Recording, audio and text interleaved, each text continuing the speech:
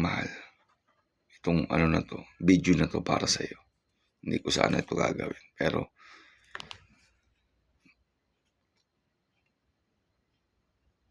gusto ko lang depensahan yung sarili ko. Mahirap kasi sa'yo, bakit tayo mo akong kausapin? Diba?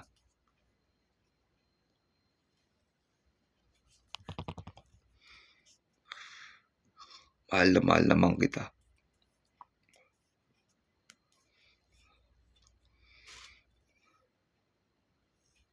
Yung nasaktan kita sinasabi, uy, bata lang naman yun sa atin.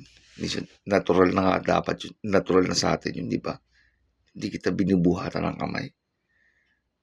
Alam ko minsan lang yun. Yung nakaraang New Year. O, di ba? 7 o'clock na ng umaga natapos after ng putukan. Lasing na lasing ka. Ano ginawa ko sa'yo? 7 o'clock. Natulog ako ng 1 o'clock. Nagising ako ng 3. Sinilip kita sa labas, umiinom ka pa.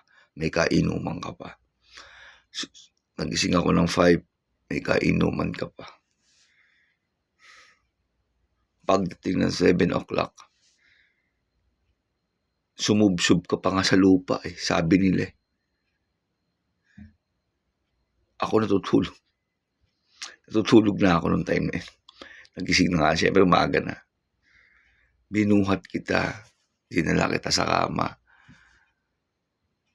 Pinunasan kita ng bimpo. Hinalikan kita. Tapos nung mga 9,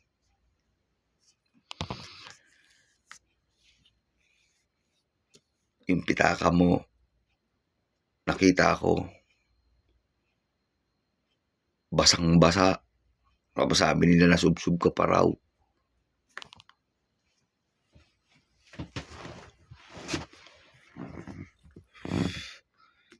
Tapos yung nung naimasmasan ka, ano sabi mo, may laman na 700 yung pitaka mo na wala. Sino kumuha? Siyempre mga kainuman mo. New Year yun ha, putukan yun. Auno na yun dahil 7 o'clock na yun ng umaga. Pinagbigyan kita.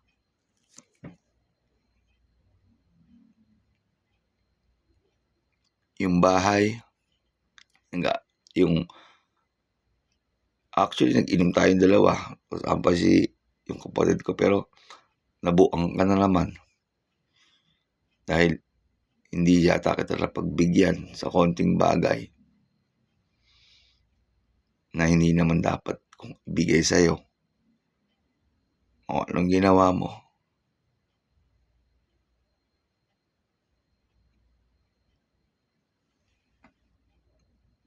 Kinuha mo yung bareta.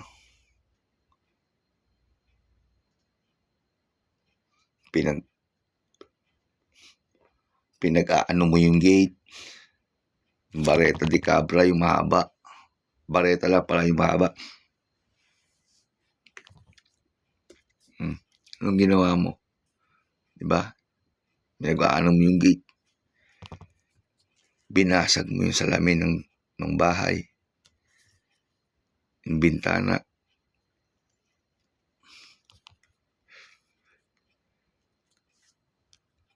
Hindi ka pa nakontento. Sinindihan mo pa ng apoy. Sabi mo lumabas ka dyan Alex, lumabas ka dyan. Oh, ayoko kasi lumabas kasi ayoko nga ng gulo. Tsaka nire-respeto kita. Pinagtitinginan tayo ng tao, ang dami ng tao.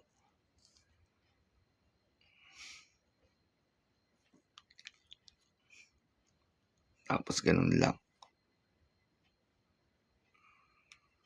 Okay lang sa akin kung ang tawag dito. Maging magkaibigan na lang tayo. I-unblock mo lang ako, usapin mo lang ako. I-unblock lang ako ni Neo. Bakit pati yung yung kaisa-isa nating anak.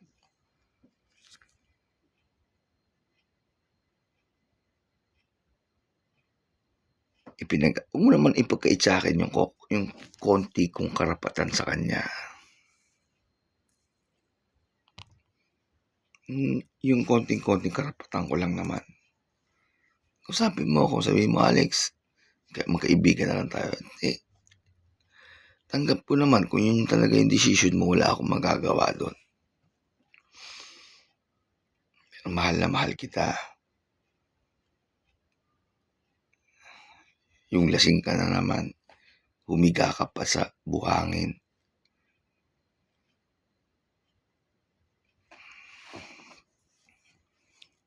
Binuhat kita ulit. Tapos nag-inom ka na naman.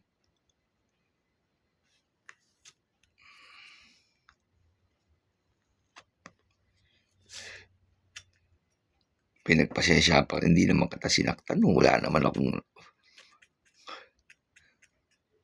Hindi ko alam kung anong trip mo eh. Huwag mo naman ako siraan. Kay Mark, sa Bayaw, kay Bayaw. Kay Ate, Amor.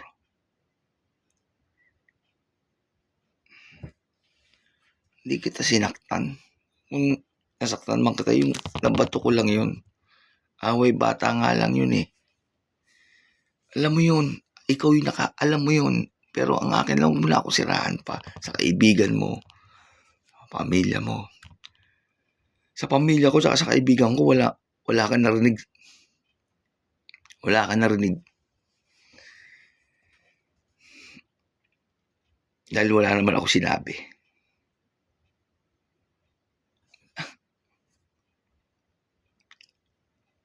Wala akong pahirapan.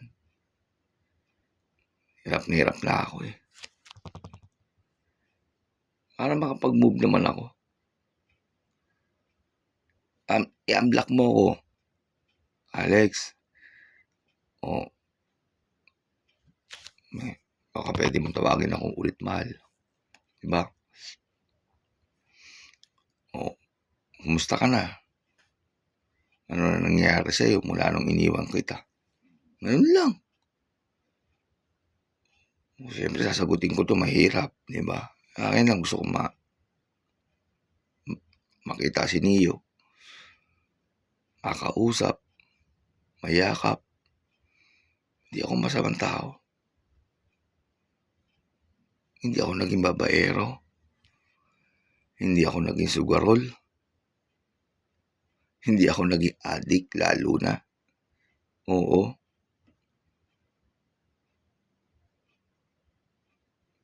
Iniinom ako. Pero dala yun ang na-adapt ko na kasi sa trabaho ko. At alam mo yan. Yun lang naman. Pero umiinom ako. Hindi ko kailangan ng barkada para uminom. Lagi lang ako nasa loob ng bahay at kainuman pa kita lagi. Sana naman lang unang palalain. Napakasimple lang itong problema na to.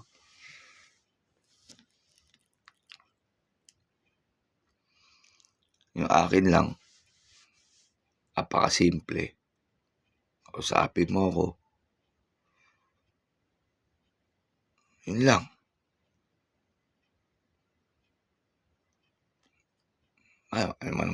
Sige na. Surrender naman ako lagi sa'yo eh. Matapang lang naman ako sa salita. Pero pagdating sa'yo, ikaw yung nagbibigay ng lakas ng loob sa akin. Kayong dalawa. Pero, sorry naman. Kaya sabi ko sa'yo, kung ayaw mo na, di ayaw mo na. Yung konting karapatan ko lang, may konti naman akong karapatan eh. May konti akong karapatan kay Neo. Huwag mo naman ipagkait sa akin yun.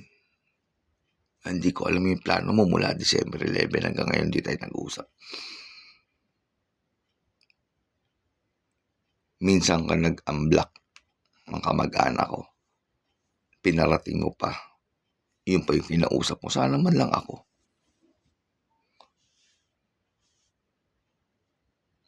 ba? Huwag na akong siraan sa pamilya mo, wala naman, hindi naman kita sinaktan, away bata lang naman yun. Pero yung ginagawa mo sa akin, okay wala namang problema sa akin yun. Yung humiga ka sa buhangin, yung ginagawa pa yung bahay sa kabila. O, binuhat kita, dinala na naman kita sa kama. Tapos, yun nga lang, bumangon ka, tapos nakipag-inom ka ulit. After yan, sobrang mahal kita. Ayan, wala ko ipapaliwanag pa. Kasi mahal na mahal kita. Hindi ako lasinggero. Ay, medyo may pagkukunti ako lasinggero. Hindi ako adik. Hindi ako sugarol. Hindi ako naging babaero. Tandaan mo yan.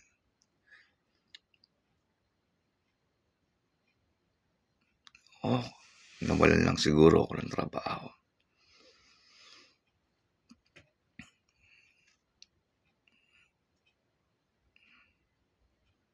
Sorry. Hinihingi ko sa'yo ng sorry yan. Sasabihin ko sa'yo, nilalabanan ko lahat yung nangyayari. Pasko,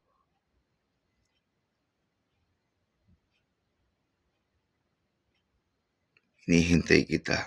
Wala, di ba, walang handa rito ng Pasko sa bahay. Umiiyak ako ng Pasko. Pati New Year, umiiyak ako.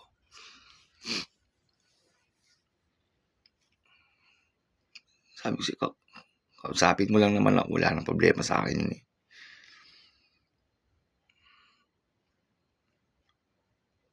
I-unblock mo lang ako. Unblock mo ako sa Sinio. Wala naman eh. Sabihin mo din friends na lang tayo, di okay lang sa akin yun. At least kausapin mo naman ako. At hindi kita sinaktan. Kahit kailan, alam mo yan. Sorry. Kung meron man ako nagawa.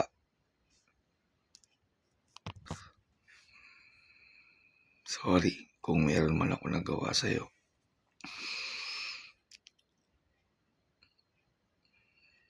Ayun, huwag na ako siraan sa kaibigan mo, sa pamilya mo.